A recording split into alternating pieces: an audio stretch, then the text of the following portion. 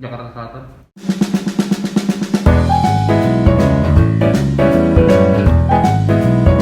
Ya, terima kasih. Jadi memang yang pertama juga kita kaget ya.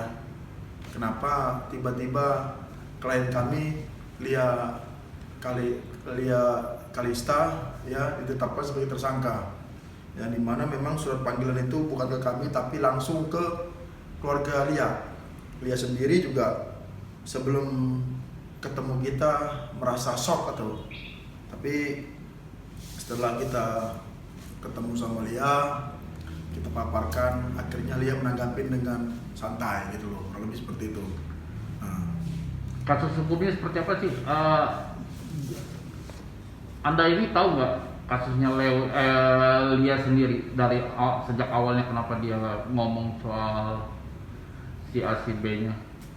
ya sebenarnya kalau kasus ini kan memang kan dari awal kan dari kantor hukum Leonaga yang nangani ya, yang dimana memang dari panggilan pertama, panggilan kedua sampai ditetapkan dia tersangka memang kan kami yang dampingin. Nah, kalau masalah kita melihat masalahnya itu kan dari acara pagi-pagi happy ya.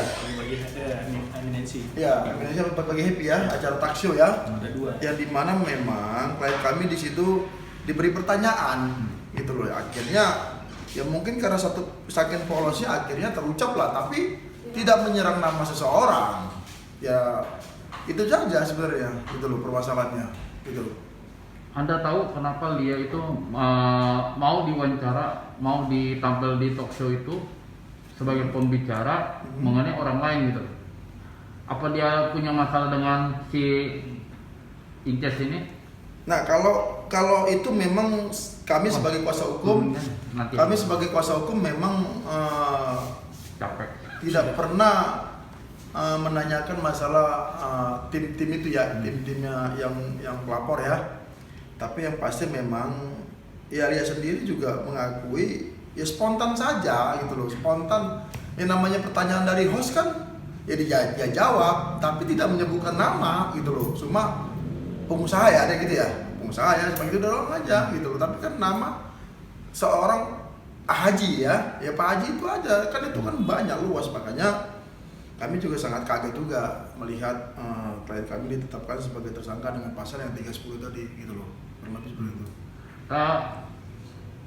Dia ini mengetahui atau memang disuruh atau bisa ngomong seperti itu gitu? Jadi ditegaskan sekali lagi dari videonya kan bisa kita lihat bahwasanya sumbernya untuk bahan daripada yang dipermasalahkan itu sumbernya dari pertanyaan. Tentunya dia hanya menjawab daripada pertanyaan yang diberikan. Bahkan kami ulangi kembali lagi, hal-hal pertanyaan yang menjurus Lia bahkan menolak supaya jangan menjurus. Terus yang kedua mengenai berhubungan. Berhubungan itu berhubungan seperti apa? Jadi banyak yang di sini nanti akan kita uji. Kita gelar, bisa berteman, haji. Emang cuma satu haji, kan seperti itu. Jadi ini kita perlu uji dan kita memang sangat kaget. Tapi nggak apa-apa. Ini kita tetap kooperatif terhadap apa yang diputuskan kepolisian. Tapi kita selaku lawyer kita akan menguji ini supaya nanti jelas dan terang, supaya berkeadilan juga buat klien kita. Seperti itu. Jadi ada hal-hal yang perlu diuji di sini untuk kebenaran daripada apa yang ditetapkan oleh daripada pihak kepolisian. Gitu. Tapi yang diucapkan Lia itu apa dia memang sebenarnya tahu gitu jalannya, terus kenapa dia arahnya ke sana juga, Pak? Jadi gini, makanya kan pada dasarnya itu Lia itu hanya menjawab pertanyaan.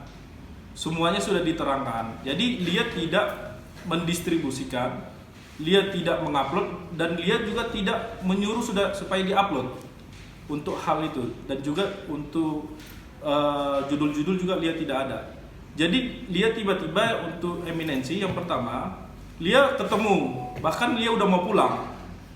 Lia karena seorang yang public figure dan juga orangnya ramah dan baik, dia ada pertanyaan dan akhirnya dia jawab, dan dia juga jawab hal-hal yang menjurus dia berhentikan.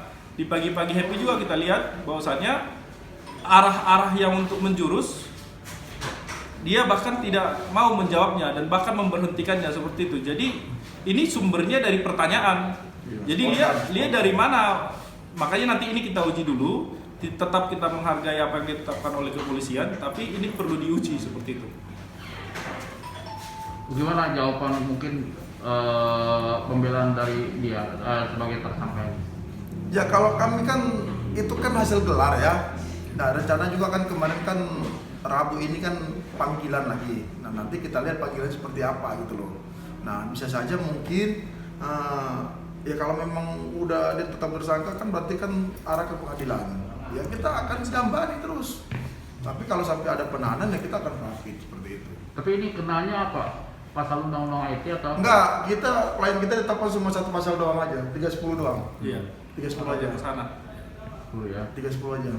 Tapi abang lihat si Lia ini seperti apa sih sekarang ini? Mungkin ada rasa cemas, takut atau apa sih? Oh, kalau Lia sekarang sih pertama memang cemas ya waktu mendapatkan surat penetapan sebagai tersangka. Tapi setelah kita memberikan saran dan setelah kita paparkan payung hukumnya, akhirnya Lia mengerti ya santai aja sekarang. Kita Lia sudah percayakan ke kantor hukum kita, ke kuasa hukumnya ya dia ya tinggal santai aja, tinggal mengikuti arah kita aja seperti itu kurang lebih. Kapan dipanggil itu? Mungkin minggu depan. Situasi sekarang kan COVID ya. Nah. COVID ini tidak ada pemeriksaan kali kan, jadi ya diundur lagi minggu depan. Apa sebagai agendanya apa? Agendanya Pemeriksaan sebagai pemeriksaan sebagai tersangka dong. Sebagai tersangka. Kan kemarin itu kan gelar nih. Iya. Gelar ditetapkan. Ya, nanti ya panggil sebagai tersangka. Begitu. Ya, Seperti itu. Tentunya kita nanti juga akan memberikan keterangan-keterangan dalam hal untuk segi hukum untuk klien kita dan juga bukti-bukti seperti itu terhadap hal ini supaya nanti juga kejaksaan bisa menilai apakah perkara ini layak disidangkan dilanjutkan atau tidak seperti itu. Oke, terima kasih.